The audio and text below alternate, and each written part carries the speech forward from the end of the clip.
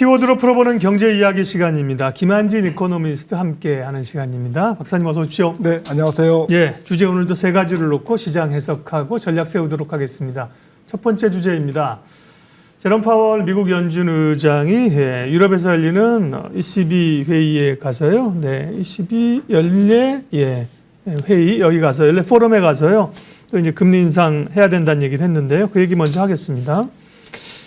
제롬 파월은 이제 시장과 다르게 갈 결심, 헤어질 결심을 확실하게 한 것 같습니다. 여기저기 가서 이렇게 외파 발언을 계속하면서 뭐 두 번 더 올릴 수도 있다 이런 얘기하는데요. 그 핵심적인 변화된 워딩이 변화된 게 있는지, 그 다음에 7월에는 금리를 올릴지 말씀해 주십시오. 네, 지금 주요 중앙은행장들이 포르투갈에 모여 있죠. 네. 네, 그래서 이제 포럼을 하고 있는데. 파월 의장이 어제 얘기했던 것 중에 가장 좀 귀에 와닿는 것은 네.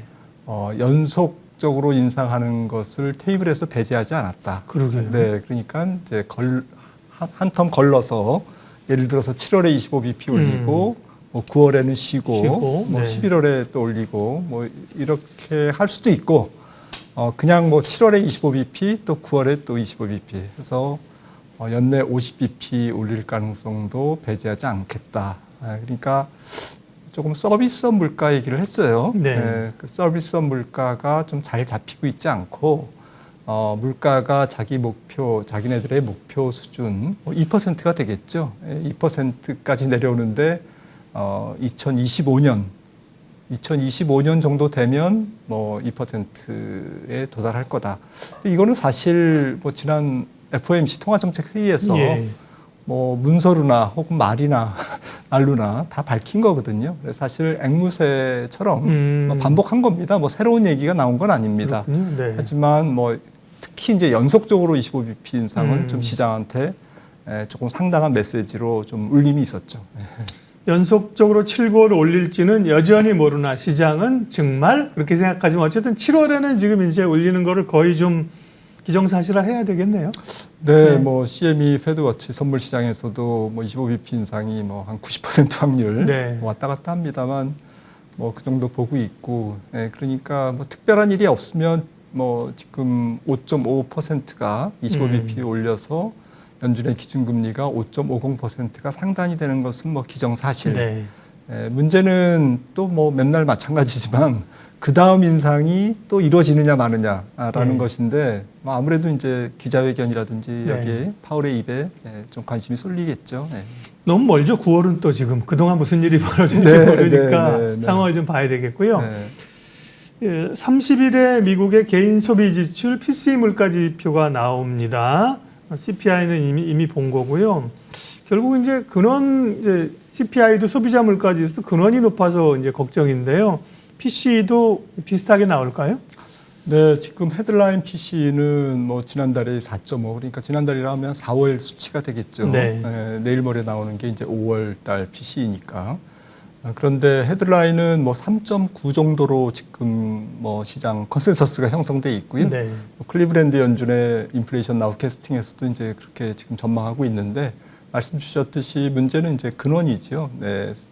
에너지와 이제 음식료, 곡물 가격을 뺀 근원 PCE가 4.7%, 지난달이 4.7%였거든요.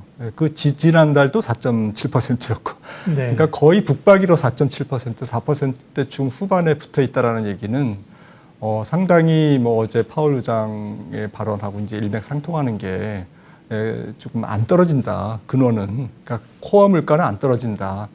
사실 뭐 CPI 같은 경우나 근원 CPI에는 주거비가 뭐 30~40% 차지하는데 PC로 넘어가면 주거비의 이제 영향이 확 줄어들잖아요. 한 20%밖에 반영이 안 되거든요.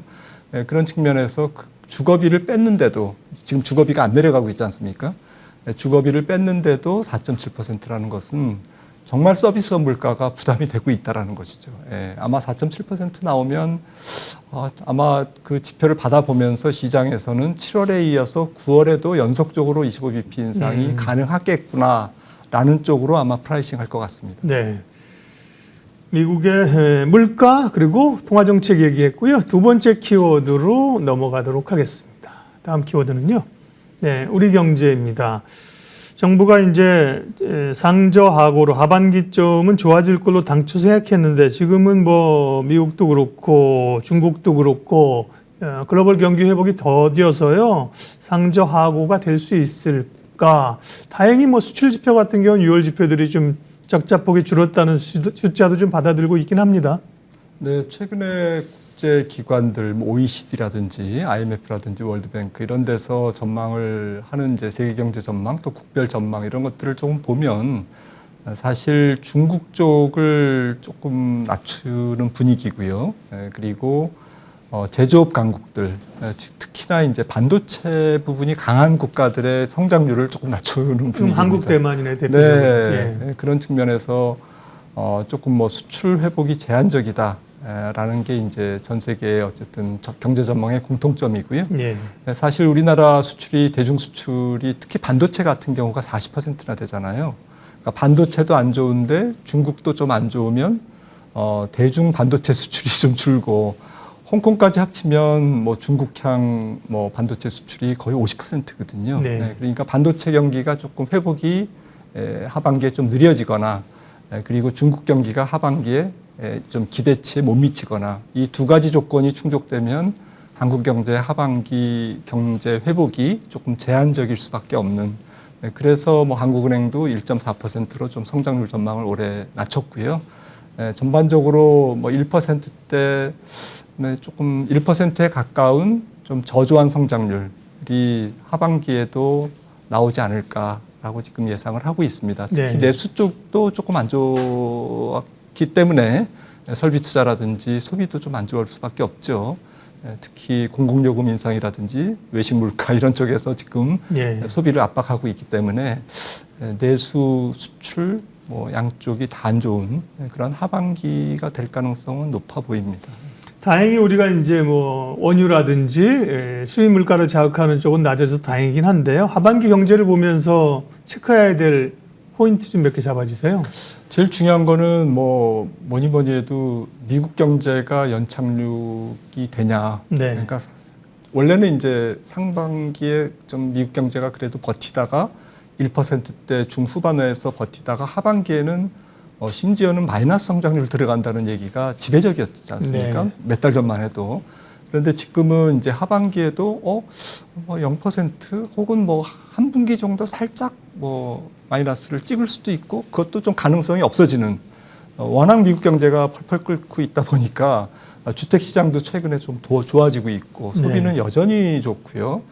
그다음에 소비를 움직이는 고용 시장도 아직까지는 뭐 좀 낮아지고는 있지만 조금 그래도 이제 천천히 식고 있고 그런 측면에서 미국 경제의 연착륙은 결국에 뭐 한국 경제 연착륙, 세계 경제 연착륙. 그러니까 생각보다는 한국 경제 수출이나 이런 부분에서 조금은 하반 경직성이 확보될 수 있는 희망은 미국 경제의 연착륙에서 찾아야 수밖에 없기 때문에 미국 경제 연착륙이 가장 중요할 것 같고요. 네. 또 한 가지는 지금 전 세계 경기가 하반기에 이제 고금리 저성장 기조지 않습니까?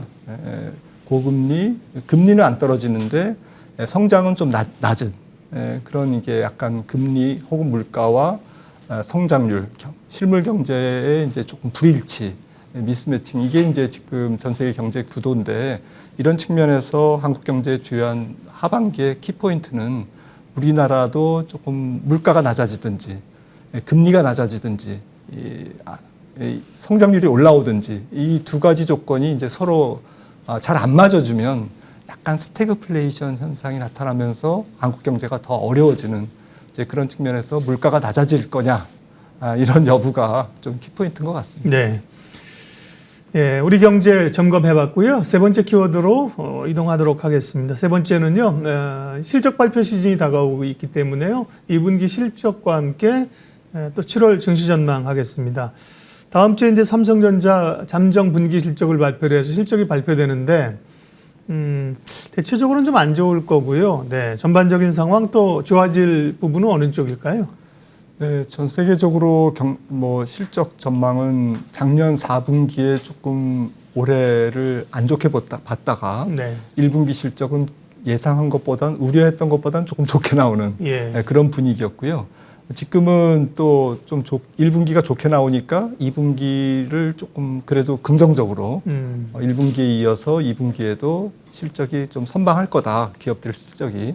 이렇게 생각을 하는데 조금 시장 분위기는 좀 기대치에 조금 못 미칠 가능성을 조금 높게 보고 있고요. 국내나 이제 해외나요. 근데 우리나라 입장에서는 조금 업종별로 조금 컨센서스가 많이 차이 나는 것 같아요. 그러니까 자동차, 조선 이런 쪽은 지금 좋게 나올 거로 이제 지금 믿고 있고, 특히 이제 뭐 자동차 같은 경우에는 뭐 두 회사지만 지금 영업이익이 YY로 21% 증가 이렇게 예상을 하고 있고, 조선도 뭐 지금 좋게 나올 거라고 보고 있고요. 하지만 이제 반도체는 이제 좀 반대죠. 아직까지는 디램 가격이 좀 회복이 못 되고 있기 때문에 조선 자동차 양호, 반도체 부진 지속 이런 좀 약간 차별화 양상이 조금 전개될 것 같습니다. 네. 다음 주부터 7월이 시작되는데요. 하반기 뭐 강세장을 기대하는 쪽도 있고 조정을 예상하는 쪽도 있고, 이제 조정 이후에 하반기 상승 쪽으로는 의견이 모아지지만 여름만 놓고 보면 7월은 좀 의견이 팽팽한 것 같습니다. 박사님은 증시 전망은 어떠세요? 네, 상반기에 이제 밸류에이션이 높아졌기 때문에 7월은 이제 여름 장세는 그 밸류에이션을 소화하는 과정. 만약에 이제 잘 소화하면서 하반기 실적 전망이나 경제 전망에 대한 컨센서스, 앞서 말씀 나눈 뭐 물가 안정 여부 이런 것들이 좀 매크로 리스크가 줄어들면 이제 좀 여름 장세를 디딤돌로 하반기에 이제 강세장이 열리는 그러한 이제 좋은 이제 디딤돌 장세가 될 것 같은데, 만약에 이제 매크로 환경은 조금 안 좋아지는 쪽으로 분위기가 잡히면서 또 실적 전망도 조금 뭐 좀 차분해지고 상반기보다는, 그리고 밸류에이션 부담을 좀 이기는 과정에서 주가가 좀 거칠게 움직인다든지 변동성이 커지면 조금 박스권에 또 갇히는 그런 하반기 장세를 예고한다고 생각을 합니다. 그래서 아무튼 7, 8월 장세는 조금 상반기 상승 랠리에 따른 숨고르기 장세라고 저는 생각을 하고 있고요.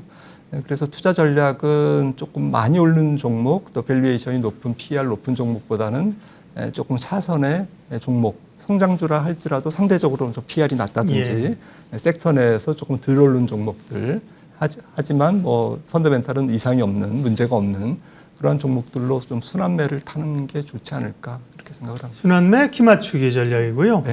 예, 마지막으로 또 김한진 박사님의 주옥 같은 투자 인사이트가 준비되어 있습니다. 화면 보여주십시오. 오늘은요, 이자율이 낮으면 다이빙을 하듯 주식을 사라. 네, 코스톨라니가 이런 얘기를 했습니까? 네. 네, 뭐 유명한 말이죠. 금리 낮으면 뭐 이것저것 좌고우면하지 말고 그냥 공격적으로 그냥 뭐 질러라. 뭐 쉬운 말로. 그 좋은 말인 것 같습니다. 좀 복잡한 증시에서 조금 단순화하는 그런 좀 구루의 말씀이고요.